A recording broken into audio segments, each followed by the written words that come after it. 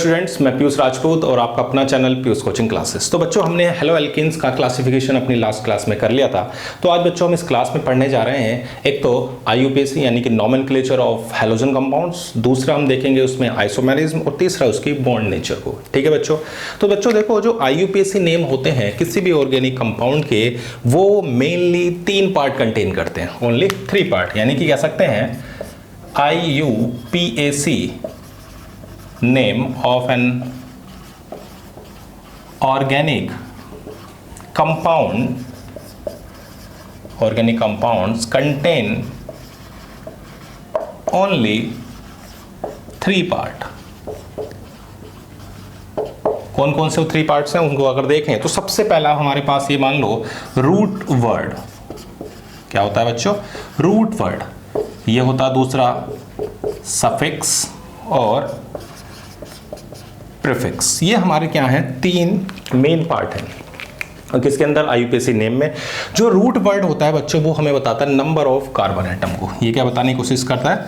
Number of carbon atom की, कितने number of क्या है? कार्बन एटम है। तो नंबर ऑफ कार्बन एटम को कौन बता रहा है? Root word. जैसे अगर एक कार्बन है, C1 अगर है तो हमारे पास कितना होगा? एक कार्बन को हम क्या लिख सकते हैं? 1 कार्बन को हम क्या लिखते हैं? मैथ। 2 कार्बन को हम क्या लिखते हैं? एथ। 3 कार्बन को हम क्या लिखते हैं? प्रोप। 4 कार्बन को हम क्या लिखते हैं? ब्यूट। 5 कार्बन को हम क्या लिखते हैं? पेंट। 6 कार्बन को हम क्या लिखते हैं? हेक्स। 7 कार्बन को हम क्या लिखते हैं? हेप्ट। 8 कार्बन को क्या लिखते हैं? ओक्ट। 9 कार्बन को क्या लिखते हैं? नॉन।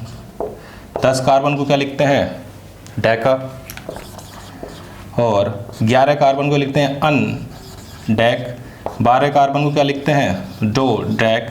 इस तरह से हम क्या लिखते हैं? 13 कार्बन को क्या लिखते हैं? Try deck. ऐसी अगर 20 कार्बन आ जाए तो बच्चों उसे क्या लिखते हैं? आइकोस। इस तरह से हम क्या कर रहे हैं, और क्या नाम, नंबर ऑफ कार्बन्स को हम लिख रहे हैं। क्लियर है इतनी बात? ठीक है, बस बहुत है, 20 तक हमारे लिए काफ़ी है। अब इनके देखो सफिक्स की बात करें तो सफिक्स में जो होते हैं वो हमारे 2 तरह के होते हैं। क्या है सफिक्स बच्चों?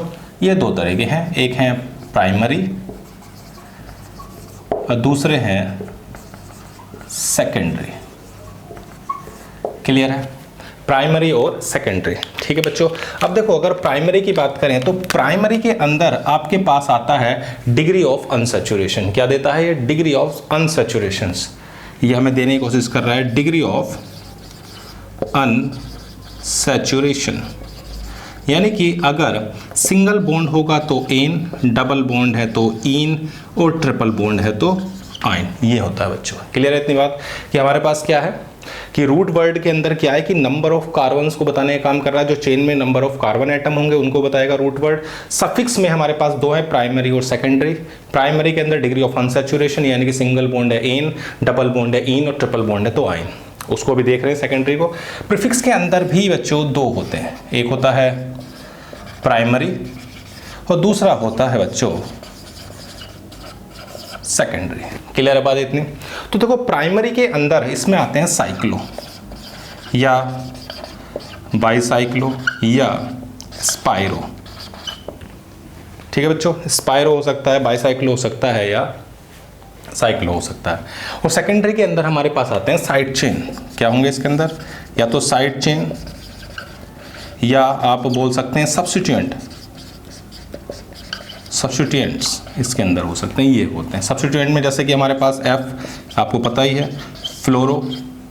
हमारे पास क्या? Cl, क्लोरो, Br, ब्रोमो और I, हाइड्रो। और भी क्या हो सकते हैं, जैसे कि साइड चेन में क्या होते हैं बच्चों? Methyl, propyl, ethyl. इस तरह से हो सकते हैं। क्लियर है इतनी बात? तो मैंने क्या बताया कि जो भी हमारे पास नोमेनक्लेचर है, उस आईयूपीएसी नोमेनक्लेचर में मेनली हम 3 पार्ट कंसिस्ट करते हैं। उन 3 पार्ट के अंदर आपके क्या क्या हैं? नंबर ऑफ कार्बन हो सकते हैं, प्राइमरी सेकेंडरी, प्रीफिक्स हो सकते हैं, सफिक्स हो सकता है प्राइमरी और सेकेंडरी। प्राइमरी के अंदर जो है वो डिग्री ऑफ अनसैचुरेशन है। सेकेंडरी के अंदर जो आते हैं बच्चों वो हमारे फंक्शनल ग्रुप है। क्या है बच्चों? Function group. इतनी बात क्लियर है? फटाफट लिखें, फिर देखते हैं कि कुछ फंक्शनल ग्रुप क्या क्या उनके नाम हैं। क्लियर है इतनी यहाँ तक?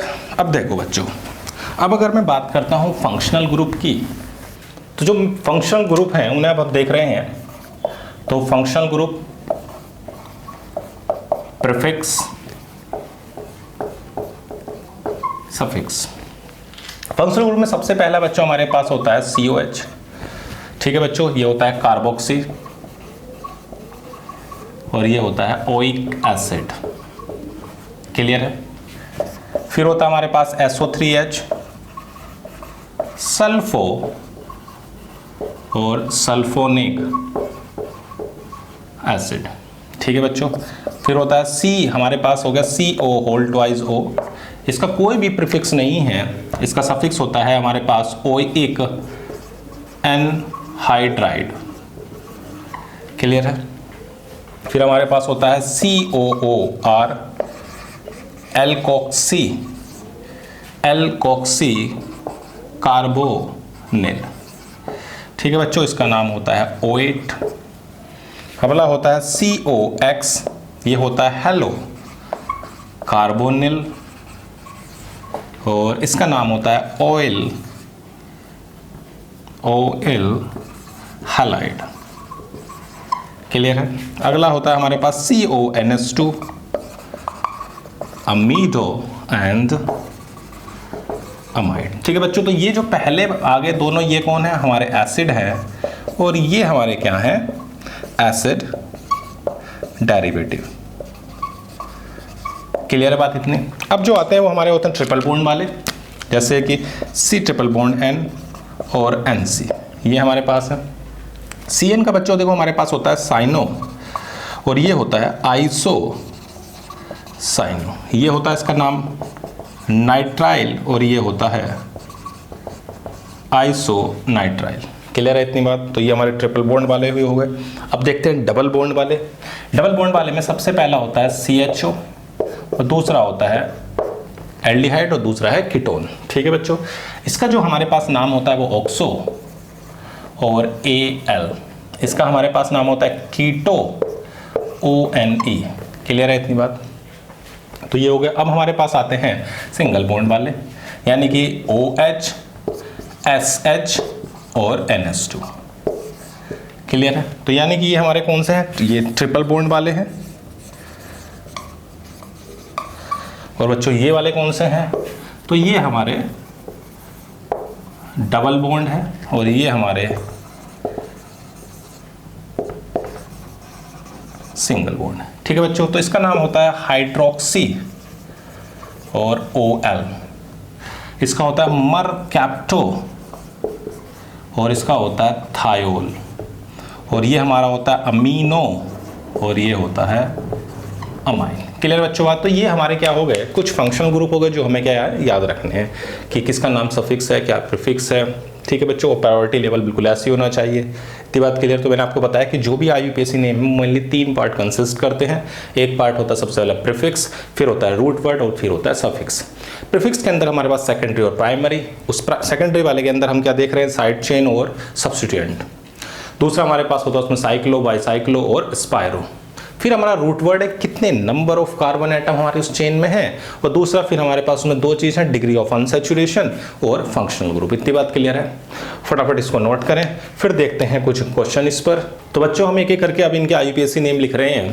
तो देखो सबसे पहले देखो IUPAC नेम में आपको बेसिक चीज़ें तो आपको पता ही कि सबसे बड़ी चेन को हम क्या करते हैं? सेलेक्ट करते हैं। तो देखो आपके पास जो फर्स्ट है उसको ध्यान दें, क्या है हमारे पास? CH3 CH Cl CH3। Clear बात इतनी? अब देखो अगर हम दोनों तरफ से देखें तो 1 2 3 4 कितने कार्बन हमें दिखाई दे रहे हैं? तो हमारे पास इसमें 1 2 3 4 5 ये हमारे पास है। तो हमारे पास जो चेन बन रही है वो 4 कार्बन की हो रही है, चाहे आप इधर से लें चाहे आप उधर से लें। इधर से देखो 1 2 3 4, उधर से 1 2 3 4। लेकिन अगर देखें सब्स्टिट्यूएंट भी इधर सेकंड से पढ़ रहा है, इधर से ही पढ़ रहा है। लेकिन अल्फाबेट्स में अगर देखें अल्फाबेटिकल ऑर्डर में C पहले आता है M से, यानी क्लोरो पहले आ रहा है किससे? मिथाइल से। तो हम किधर से शुरू करेंगे? इधर से 1 2 3 4। क्लियर है बात इतनी? तो क्या हो जाएगा इसका नाम? 2 क्लोरो 3 मिथाइल ब्यूटेन। क्लियर है बात इतनी। सेकंड देखते हैं क्या है, CH3, ये हमारा हो गया first. Second CH3, CH2, CH, CH3, CH, CH2, CH3 और Cl। क्लियर है बात इतनी। एक इथाइल ग्रुप जुड़ा हुआ था और एक मिथाइल ग्रुप। अब देखो सबसे बड़ी चेन देखें तो इधर से देखो 1 2 3 4 5 6। क्लियर है बात इतनी। 4 पर मिथाइल और 3 पर क्या है, क्लोरो। ठीक है, तो 3 क्लोरो 4 मिथाइल, ये हमारे पास क्या हो गया, 3 क्लोरो 4 मिथाइल हेक्सेन। क्लियर है इतनी बात, कोई दिक्कत वाली बात नहीं। चलो भाई थर्ड देखते हैं। थर्ड क्या है हमारे पास, CH3 CH2। ओके, इस C से 2 CH3 जुड़े हुए हैं और CH2I। क्लियर है, तो 1 2 3 4। तो आपको 2 पर 2 मिथाइल ग्रुप जुड़े हुए दिख रहे होंगे, तो 2 2 तो डाई मिथाइल। और हमारे पास 1 पर क्या है, आयोडो। अब देखो हमारे पास आ जाएगा 1 आयोडो, क्योंकि अगर हम देखें तो M से पहले कौन आ रहा है, I। अल्फाबेट्स में M से पहले कौन आता है, I। तो हो गया 1 आयोडो 2 2 डाइमिथाइल ब्यूटेन।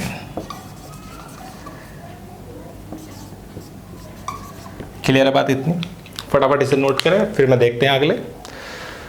तो ये तो हमारे शुरू के 3 तो हो ही गए। ठीक है, अब देखो बच्चों, अब हम देख रहे हैं किसको, फोर्थ पार्ट को। अगर हम फोर्थ पार्ट पर ध्यान दें तो फोर्थ पार्ट में अगर देखें तो फोर्थ पार्ट में कितने कार्बन जुड़े हैं, एक बार को इस चीज़ की चेन बना लेते हैं। इस कार्बन से 2 CH3 ग्रुप है, एक CH2 है, एक CH है और ये Br हो गया और ये C6H5। क्लियर है बात इतनी। तो शुरू करते हैं, 1 2 3 4। क्लियर है। तो 1 पर बच्चों क्या है, ब्रोमो। ठीक है भाई, 1 पर हो गया ब्रोमो। और 3 पर क्या है बच्चों, मिथाइल। और उस पर क्या है, C6H5, ये क्या होता है बच्चों, फिनाइल। और 1 पर क्या है, फिनाइल। क्लियर है इतनी बात। कितने नंबर की कार्बन चेन है, तो आपको दिखाई देगी 4। क्लियर है, कोई दिक्कत वाली बात नहीं। देखो भाई एक बात और ध्यान रखना, मैं आपको बता दे रहा हूं, जैसे कहीं पर भी आपको ये साइड चेन में आता है तो बच्चों इसका नाम होता है फिनाइल। और अगर बच्चों कहीं ये साइड चेन में आता है तो इसका होता है बेंजाइल। और कहीं बच्चों ये साइड चेन में आता है तो इसका होता है बेंजल। और कहीं ये साइड चेन में आता है तो इसका होता है benzo. Benzal, benzyl and phenyl. Clear है इतनी। तो हमारे पास ये आपको याद रखने, ये आपका C6H5 था इसलिए इसका नाम हमने क्या लिख दिया, फिनाइल। अगर ये होता तो बेंजाइल, बेंजल एंड बेंजो। ये आपको चारों याद रखने हैं। क्लियर है इतनी बात। फटाफट नोट करें, फिर देखते हैं फिफ्थ पार्ट। अब देखो बच्चों फिफ्थ पार्ट की ओर अगर मैं बात करूं तो आसान सा है, आप अपने आप भी लिख सकते हैं, एक बार ट्राई करें। तो देखो बच्चों फिफ्थ पार्ट को अगर देखें तो CH3 CH CH3 CH Br और CH3। तो 1 2 3 4। क्लियर बात नहीं। तो 2 ब्रोमो 3 मिथाइल ब्यूटेन। क्लियर है। चलो भाई अच्छी बात है। 6 पर आते हैं। तो देखो बच्चों 6 क्या है, CH3 C CH2 CH3 CH2 CH3 और CH2 Br। क्लियर है बात इतनी। अब देखो सबसे बड़ी चेन को हमें ढूंढना है, तो सबसे बड़ी चेन देखो क्या है, 1 2 3 4। क्लियर है बात इतनी। 1 2 3 4। तो 2 पर आपको क्या नजर आ रहा है, आपको 2 पर इथाइल और 2 पर मिथाइल दिखाई दे रहा है। तो एक पर तो हो गया 1 ब्रोमो। क्लियर है इतनी बात। फिर 2 पर हो गया इथाइल और 2 पर ही हो गया मिथाइल ब्यूटेन। क्लियर है बात इतनी, कोई दिक्कत वाली बात नहीं। चलो भाई अगला देखते हैं। अगला हमारे पास कौन सा है, CS3, CCl ऊपर हो जाएगा CS2 CS3 और इधर भी जाएगा CS2 CS3। क्लियर है बात इतनी। अब देखो सबसे बड़ी चेन को अगर ढूंढें तो देखो जैसे करते हैं 1 2 3 4, ठीक है, 1 2 3 4 5। क्लियर है बात इतनी। तो कितना हो रहा है, 1 2 3 4 5। कोई दिक्कत वाली बात नहीं। चलो तो देखो 3 पर क्या है, क्लोरो, 3 पर क्या है, मिथाइल पेंटेन। क्लियर है इतनी बात। अब हमारे पास आता है 8th, फटाफट इसको नोट करें, देखते हैं फिर 8th। तो देखो बच्चों आसान है, कुछ नहीं है, बेसिक अगर आपको रूल पता है तो आप बहुत आराम से इनके IUPAC नेम लिख सकते हैं। दूसरी बात, बोर्ड में एक क्वेश्चन इसका फिक्स होता है IUPAC नेम का, तो CS3 CH double bond C Cl CS2 CH CS3 CS3। Clear है। तो 1 2 3 4 5 6। तो 3 पर क्या है बच्चों, क्लोरो, 5 पर क्या है, मिथाइल, और हमारे पास हो गया हेक्स 2E। क्लियर है इतनी बात, कोई दिक्कत वाली बात नहीं। अब इसको देखते हैं लास्ट, फटाफट इसको नोट करें। अब देखो अगर हम लास्ट की 2 की बात करें तो ये हमारे एरोमेटिक यानी कि एरोमेटिक हैलोजन कंपाउंड है। चलो भाई इनको भी देख लेते हैं। हमारे पास क्या क्या है, ये है हमारे पास CS2 CH CS3 CS3 और यहाँ पर है Cl। तो देखो बच्चों 1 2 3 4 ये इस तरह से नंबरिंग कर दी, ठीक है भाई। तो हमें दिख रहा है कि 4 पर देखो जब भी ये साइड चेन हो इस पर भी नंबरिंग कर सकते हो ऐसे 1 2 3। क्लियर है। तो ये तो कंफर्म है कि 1 पर क्या है बच्चों, क्लोरो। अब देखो 4 पर अगर देखोगे तो 2 मिथाइल प्रोपाइल। क्लियर। तो इसका नाम हम लिखते हैं 1 2 3, 2 पर मिथाइल है और 3 कार्बन की चेन है, इसलिए हमने इसका नाम लिया साइड चेन का प्रोपाइल। अरे है क्या, तो ये हमारे पास है बेंजीन। क्लियर है बात इतनी। चलो भाई इसको भी देख लेते हैं। मेटा पोजीशन पर हमारे पास है, और ये अगर हम देखें तो यहाँ पर है CS2 Cl और यहाँ पर है बच्चों CS2 C CS3 CS3 CS3। अब देखो यहाँ से 1 2 3। क्लियर है इतनी बात। 1 पर कौन है, क्लोरो, 1 क्लोरो मिथाइल, ये हो गया एक।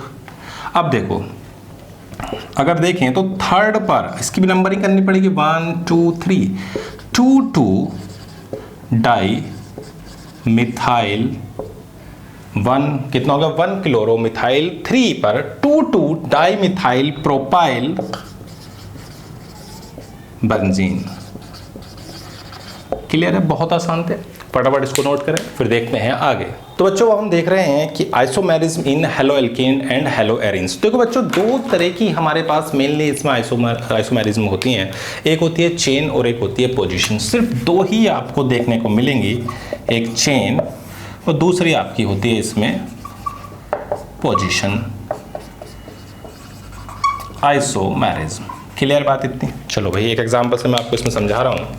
जैसे हमारे पास है CS3 CS2 CS2 CS2 Cl।